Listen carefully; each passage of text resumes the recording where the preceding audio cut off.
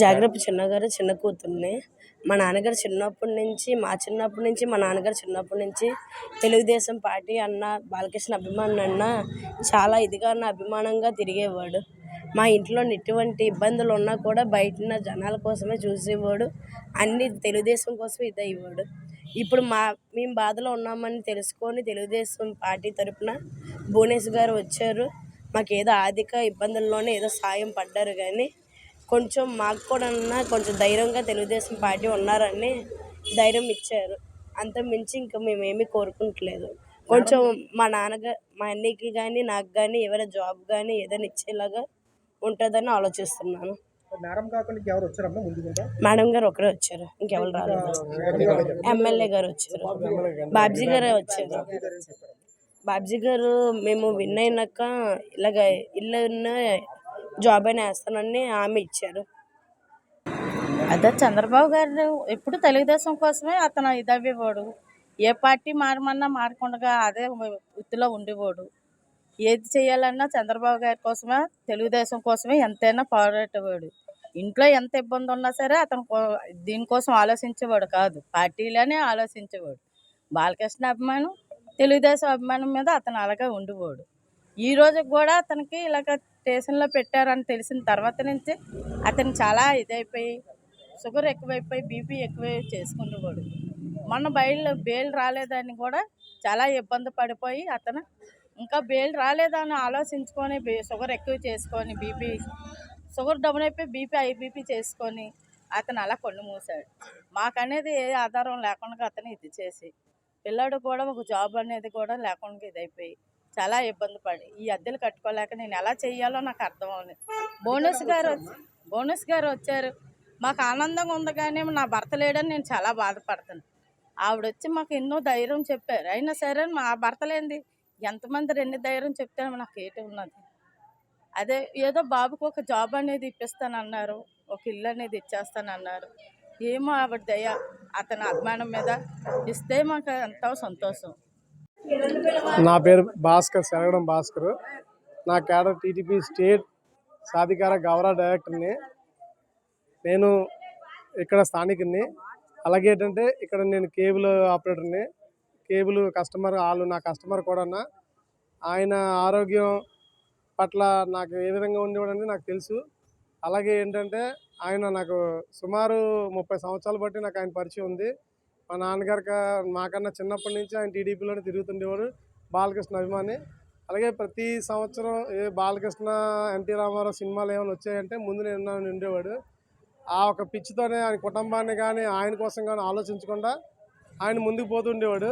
ప్రతిసారి మేము అంటుండేవాడు అనమాట, చిన్న నువ్వు ఇలా చూడు, ఎలా కరెక్ట్ కాదంటే నాకేం పర్వాలేదు, నాకు టీడీపీ ఉంది, ఆ టీడీపీ నేను చచ్చిపోయినప్పుడు కూడా నాకు టీడీపీ జెండా వేయండి అని అడిగేవాడు. ఆ విషయాలు ఏంటంటే పోలే ఎప్పుడు అలా అనకచిన్న నేను వాళ్ళని. అన్న తర్వాత ఏంటంటే చంద్రబాబు నాయుడు గారు అరెస్ట్ చేసిన తర్వాత ఆ రోజు మట్టుకు చాలా ఆయన ఇబ్బంది పడ్డాడు. ఇలాంటి మంచి వ్యక్తిని ఇలా చేయడం కరెక్ట్ కాదు, ఎప్పుడు చూడలేని కనీవిని ఎరగలేని రాజకీయాలు వైసీపీ గవర్నమెంట్ చేస్తుంది, ఇది అయితే కరెక్ట్ కాదు. దీనికి ఏంటంటే తగిన మూల్యం వైసీపీ గవర్నమెంట్ అనుభవిస్తుంది. ఎందుకంటే మంచి వ్యక్తిని ఇలా చేయడం కరెక్ట్ కాదు అనేసి ఆ రోజు కూడా బెయిల్ ఎప్పుడు వస్తే కరెంటు పోయింది, ఇంట్లో కేబుల్ కనెక్షన్ కట్ అయిపోతే కరెంటు పోయింది. బెయిల్ వాయిదా పడడంతో ఆయన కొద్దిగా టెన్షన్ పడి తమ్ముడు బెయిల్ ఇచ్చారా అని అడిగి నాకు ఫోన్ చేశాడు. ఆయన ఫోన్ చేస్తే వస్తుందన్నా, కంగారు పడక, కొద్ది టైం పడుతుంది, వెంటనే నవ్వు కొద్ది టైం పడుతుంది, వస్తుంది, నువ్వేం టెన్షన్ పడకన్నా అన్నాను. ఆ మరుసటి రోజు నుంచి ఆయన కొద్దిగా సివియర్గా మైండ్లో డిస్టర్బ్ చేసుకొని ఫుడ్ మానేసి బీపీ అది పెంచుకొని షుగర్ లెవెల్స్ అవి పెరిగి ఇమీడియట్గా వాళ్ళ అబ్బాయి నాకు ఫోన్ చేశాడు, భాస్కర్ అన్నయ్య ఇలా జరిగింది ఇది అంటే అర్జెంట్గా హాస్పిటల్ తీసుకెళ్ళడం తమ్ముడని చెప్పడం జరిగింది. తీసుకెళ్ళి 6 రోజుల తర్వాత డాక్టర్లు కూడా చాలా సివియర్గా ఉందమ్మా, ఎప్పుడంటే చెప్పలేము మేము, మీరు ఇంటికి తీసుకెళ్ళిపోయిన చెప్పడం జరిగింది. ఆ తర్వాత ఆయన ఇక్కడ ఇంటికి వచ్చిన తర్వాత కన్ను మూశారు. వాళ్ళకి ఇబ్బందులుగా మనం ఏంటంటే మనిషి మాట సాయం చేయగలం కానీ ఆర్థిక సాయం మనిషి లేని లోటు మనం తీర్చలేము. అదేంటంటే మన గండి బాబ్జీ గారు చనిపోయినప్పుడు వచ్చారు. అలాగే ఏంటంటే గండి బాబ్జీ గారు ఆ ఫంక్షన్ అయినప్పుడు కూడా వచ్చి ఆర్థికంగా వాళ్ళకి 10-15 వేల రూపాయలు ఆర్థికంగా ఇవ్వడం జరిగింది. మనం ఎమ్మెల్యే అయిన తర్వాత మన గవర్నమెంట్ వచ్చిన తర్వాత మీకు ఒక ఇల్లు మీ అబ్బాయికి ఉద్యోగం నేను వేయించే బాధ్యత నాది అని ఆయన హామీ ఇచ్చారు.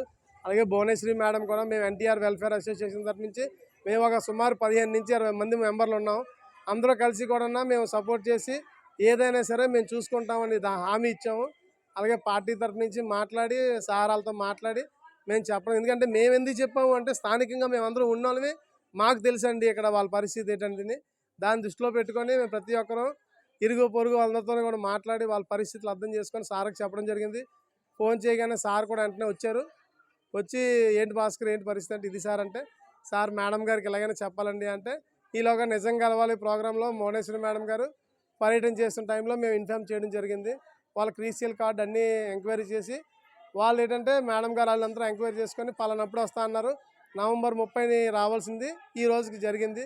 ఎందుకంటే ఆ రోజు సార్ బెయిల్ మీద రావడం జరిగింది. మేడం గారు ఇంటికి వెళ్ళిపోయి మళ్ళీ తిరిగి ఏ రోజు వస్తామంటే వారు షెడ్యూల్ ఖరారు చేశారు.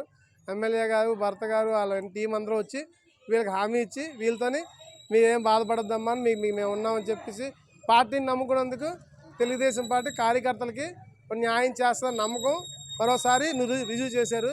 జై తెలుగుదేశం, జై చంద్రబాబు నాయుడు, జై భువనేశ్వరమ్మ. ఈవేళ మరి మౌనేశ్వర్ గారు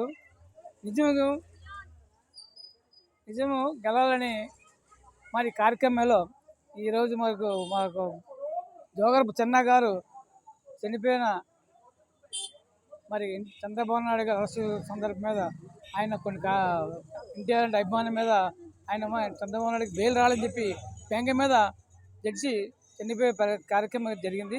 ఆ కార్యక్రమంకి మేడం వచ్చి పొలం నుంచి ఆర్థిక సహాయం చేశారు.